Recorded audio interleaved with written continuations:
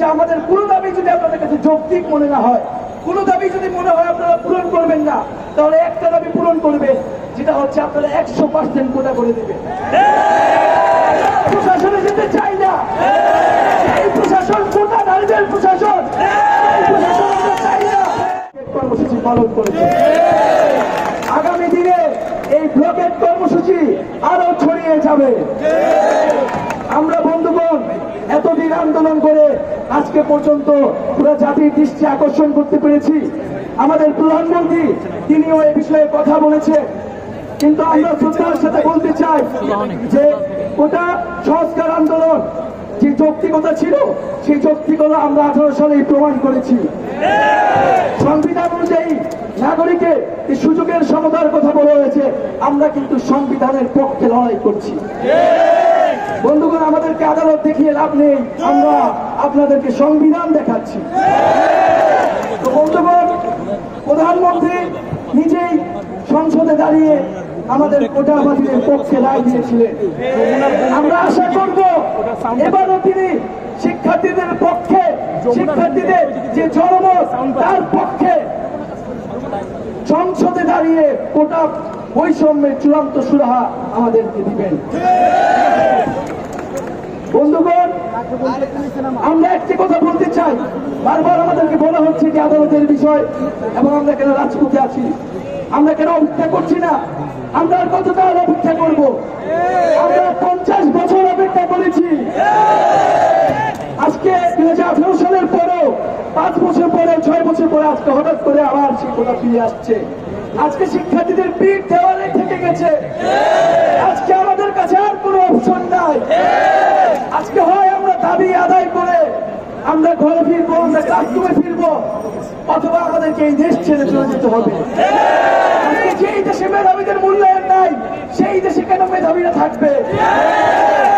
বন্ধুগণ, আমরা একটা কথা বলতে চাচ্ছি, যদি আমাদের দাবি পূরণ না হয়, অন্তত আমাদের একটি দাবি যাতে পূরণ করা হয়, সেটি হচ্ছে আমাদের কোনো দাবি যদি আপনাদের কাছে যৌক্তিক মনে না হয়, কোনো দাবি যদি মনে হয় আপনারা পূরণ করবেন না, তাহলে একটা দাবি পূরণ করবে, যেটা হচ্ছে আপনারা 100% কোটা করে দেবে।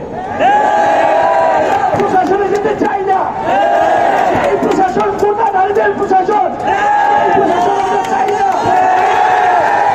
এখান থেকে কোটা বৈষম্য নিরসন হবে, নয় এটা কোটা নারীদের দেশ, এটা ঘোষণা করতে হবে। বন্ধুগণ, এ পর্যায়ে আমরা আমাদের আগামীর কর্মসূচি ঘোষণা করছি। রবিবার থেকে আমাদের যে ছাত্র ধর্মঘট এবং ক্লাস পরীক্ষা বর্জন কর্মসূচি, সেটি অব্যাহত থাকবে অনির্দিষ্টকালের জন্য। আর আমাদের যে ব্লকেট কর্মসূচি, সারা বাংলাদেশে আরো বিভিন্ন পয়েন্টে আগামীকালও ব্লকেট চলবে। আমরা আজকে শাহবাগ থেকে কারওয়ান বাজার পর্যন্ত গিয়েছি, আমরা আগামীকাল কিন্তু ফার্ম গেট পার হয়ে যাবো।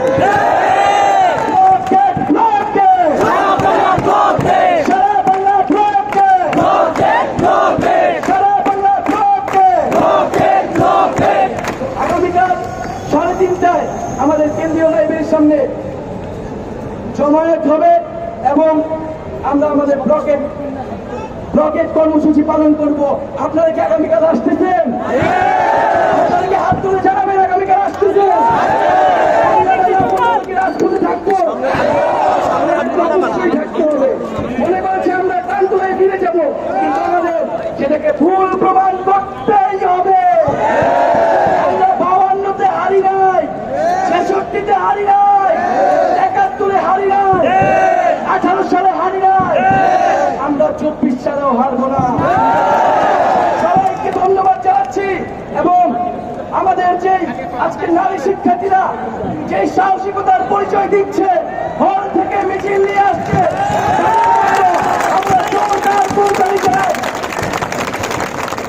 এবং ছাত্রদের সহ আমরা ইডেন কলেজ সহ বুয়েট সহ সবার কাছ থেকে আজকে প্রতিক্রিয়া পেয়েছে আমাদের পক্ষে।